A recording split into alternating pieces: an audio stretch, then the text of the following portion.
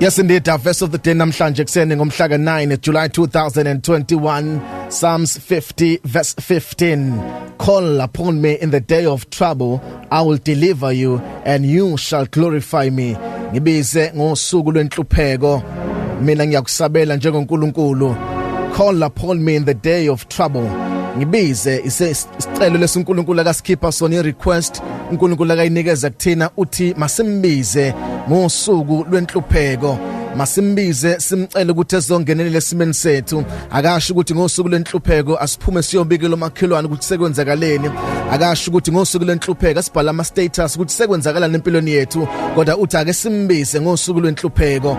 Ngiya understand ukuthi udlule intweni ezinzima, kodwa usuke wambiza yini na esimeni sakho uNkulunkulu. Ngiyazi usumtshelile umfundisi, ngiyazi sebekuthandazelile abantu, kodwa wena usuke wambiza yini esimeni sakho. Asiyeke lento ukuthi uma kwehla izinto ezithile siqale sitshela abantu kunokuba sitshela uNkulunkulu uthi asimbizeni ngosuku lwenhlupheko, sibone ukuthi ngeke vele yini, ngeke yini asikhulule, ngeke yini asindise. Njengeningizimu Afrika ake sisho njengaleli verse namhlanje, ake simbize uNkulunkulu ngosuku lwenhlupheko, ake simbize uNkulunkulu ngesikhathi sepandemic, simbize uNkulunkulu ngesikhathi selockdown, simbize uNkulunkulu ngesikhathi sabantu bengasebenzi, sibone ukuthi ngeke vele yini mayisevela uthi asidumise yena, sinikeze yena udumo, ngoba inkinga yethu sifike sizwe omunye uNkulunkulu bese siyobonga abanye uNkulunkulu, sifike sikhishe uNkulunkulu ezimene ezithile, kodwa mase sibonga sambe siyobonga abanye uNkulunkulu.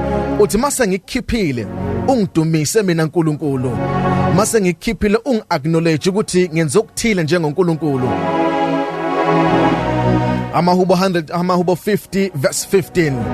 Call upon me in the day of trouble. Ulindile uNkulunkulu ukuthi umbize bese yasebenza bese bonakala. Akakwazi ukuvela ungazange umbize, akakwazi ukuvela uNkulunkulu ungambizanga. Call upon me in the day of trouble.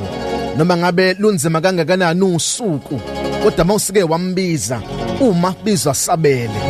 Uke wabiza oShadrach noMeshach noAbednego bese sithandweni somlilo, kwasho ukuthi babiza uNkulunkulu osabelayo. Wabonakala indoda yesinizulazula phakathi esithandweni somlilo. Uke wabiza uPaul benosila bephakathi etilongweni, kwasho ukuthi babiza uNkulunkulu osabelayo. Wabonakala kuzama zama itilongo kwawindo ngazejele, waqaqekoza Nkosi bengazi kwenze njani, kanti babiza uNkulunkulu othe ngibize ngosuku lwenhlupheko. Uke wabiza uDavid ebhekene noGoliath, washo ukuthi ubiza umabiza sabele. Ake umbize namhlanje kuseni, umbize esimeni sakho, umbize osizini lwakho, umbize enhluphekweni yakho, ubone ukuthi ngeke avele na. Mbize engasebenzeni kwakho, mbize engaqashekeni kwakho, mbize emshadweni wakho wayo, ubone ukuthi ngeke asabele yini. uNkulunkulu osabelayo. Ingani uMoses umbizile befike endaweni yaseMara emanzini ababayo, bafike bambiza wasabela, ngoba uNkulunkulu osabelayo lo. Ake umbize namhlanje kuseni, umbize kubantwana bakhe abangalaleli, abangasifuni nesikole, umbize ubone ukuthi ngeke sabele yini lo uNkulunkulu. Mina ngimbonile sabela kweyami impilo, usabele sekumnyama sekuvalwa amehlo, wasabela lo uNkulunkulu ngoba uNkulunkulu osabelayo. Uzosabela mawumbiza, Nkosi enamandla esabelayo lo.